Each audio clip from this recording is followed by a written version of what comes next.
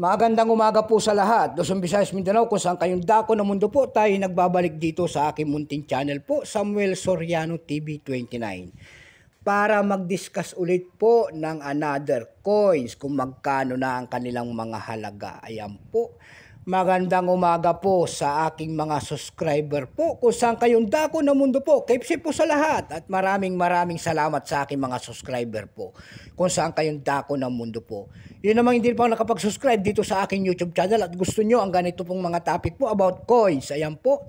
Siniselling natin one by one ang kanilang mga halaga. Ayan, para malaman natin kung mataas na. Ayan po. Kung gusto nyo ang ganitong mga topic po, ayan, makikisuyo sana ako sa inyo. Tulad na lamang po ang ating pagpindot ng ating subscribe button, like and share. Para ma-update po kayo sa mga latest ko pang gagawin mga video po. Ayan. Magandang umaga po sa lahat ng kolektor dyan. Ayan po, kung saan kayong dako ng mundo po. Ayan. Pag-usapan po natin ngayon ay 2 pesos po. Ayan. 2 pesos po, year 1990 po. Makikita nyo po ang imahe ng isang lalaki. Nakaharap po sa kaliwang bahagi po. Ayan. Kita po ang kanyang pangalan malapit sa kanyang baba. Siya po ay si Andres Bonifacio. And then year. And then mint mark. Ayan. Ang Republika ng Pilipinas. Ayan po. Pagkatalikod doon natin, makikita rin natin ang isang imahe po ng 2 pesos po. Ang tsaka nyog. Ayan. Ang scientific name niyan. Ayan. Kitang-kita pa. Cucos nocifera po. Ayan.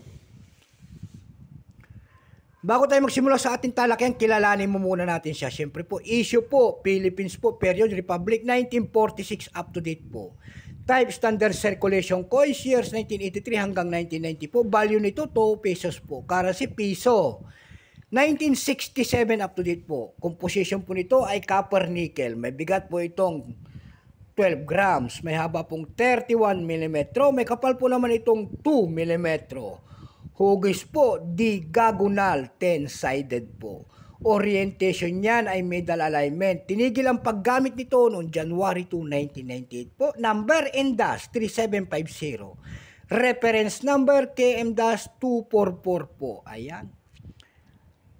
Ito pong year 1990 po, ito po lamang ay 31%. Wala pa pong maipakita ng ating Bangko Sentral kung ilang piraso ang ginawa sa barya na ito. Pero may price na doon sa ating nimista kung tawagin ng ating mga kolektor po. Yung kanyang fine, 30 na. Yung kanyang very fine ay nagkakahalaga na ng 35 pesos. Yung kanyang extra fine ay 42 pesos. Ayan. Dako naman tayo sa kanyang price. Ayan po. Doon sa ebitda.com po nito, nakakita na tayo nagbebenta po nito ng $7.38. Meron din tayo nakita doon na $6.99. Meron naman tayo nakita nagbebenta doon na rare coins daw ito. Ayan, year 1990 po. Nagkakahalaga po ng $24. Sa carousel page naman tayo dumako sa pangalawang site po. Doon sa carousel page po nito, may nakita na tayo nagbebenta nito ng 500 pesos per piece.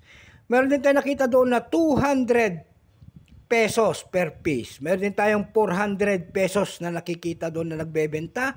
Ang pinakamalit po na bintahan doon ay nagkakahalaga po na 99 pesos. Ayan lamang po ang aking maibabahaging kanyang price. Ayan po. So hanggang dito na lamang po, Luzon, Visayas, Mindanao, kung saan kayong dako ng mundo po. KFC po sa lahat and God bless.